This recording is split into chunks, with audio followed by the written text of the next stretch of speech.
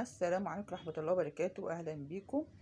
المرة دي عندنا وصفة جديدة. عندنا الرنجة، سمكة الرنجة دي جميلة جدا جدا جدا ومفيدة، وبتيجي من المحيطات وبتيجي من الأنهار في اسكتلندا. فسمكة الرنجة فيها فيتامين بي 12 ومفيدة للأنيميا وبتساعد في حرق الدهون الصعبة، ومفيدة للأعصاب ومفيدة للقلب وبتجري الدورة الدموية. وانا ما انصحش اللي هم عندهم يعني مرضى ضغطهم عالي ولا حاجه كده، ما انصحش انهم ياكلوا منها ياما، يقللوا منها شويه. المره دي هنيجي للطريقه كده مع بعض.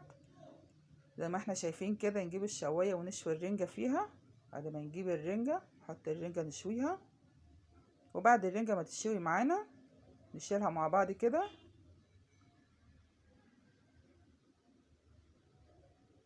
سلام على جمالها وعلى حلاوتها، الرنجه جميله جدا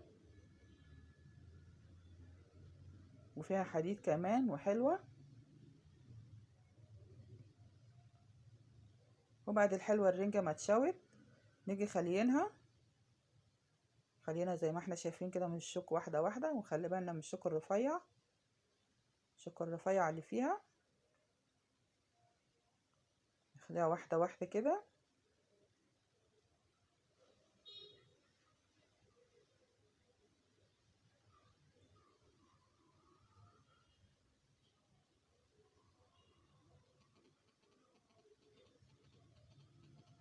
وكمان الرنجة جميلة جدا جدا، بتجري الدورة الدموية، وحلوة قوي قوي قوي للقلب. انا بصراحة ما كنتش بنحبها، بس لما عرفت الفوائد الحلوة بتاعتها ديت قلت ازاي ما نجيبهاش، لان لازم نجيبها. ولادي كمان حبوها، واتمنى ان انتوا كمان تحبوها. لما تعملوها كده وتدوقوها كده هتجيبوها على طول بأمر الله.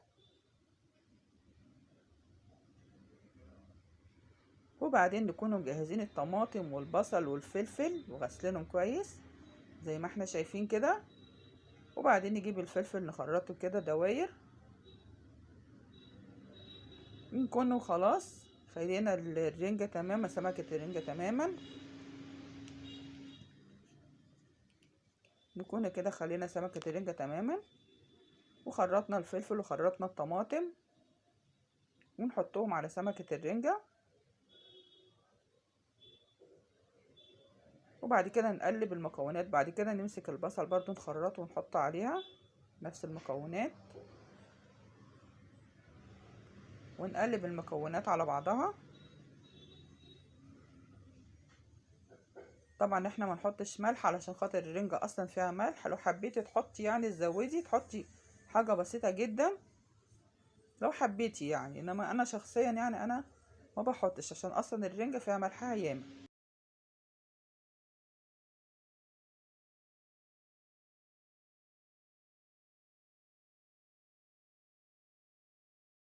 نقلب المكونات على بعضها، وبعد كده نجيب الطحينة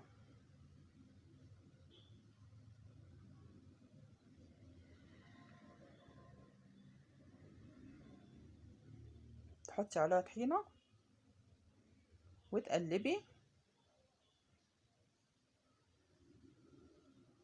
وحبة زيت صغيرين. هي كده دلوقتي سلطة الرنجة جاهزة معانا كده. السلطة الجميلة الحلوة اللي احنا شايفينها كده جاهزة معانا.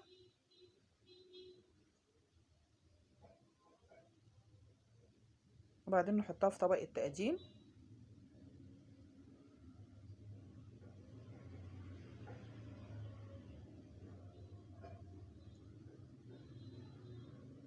اتمنى ان الوصفة دي تكون عجبتكم، وقناة النعمة للأكلات تكون قدمت وصفة حلوة كده تنول إعجابكم.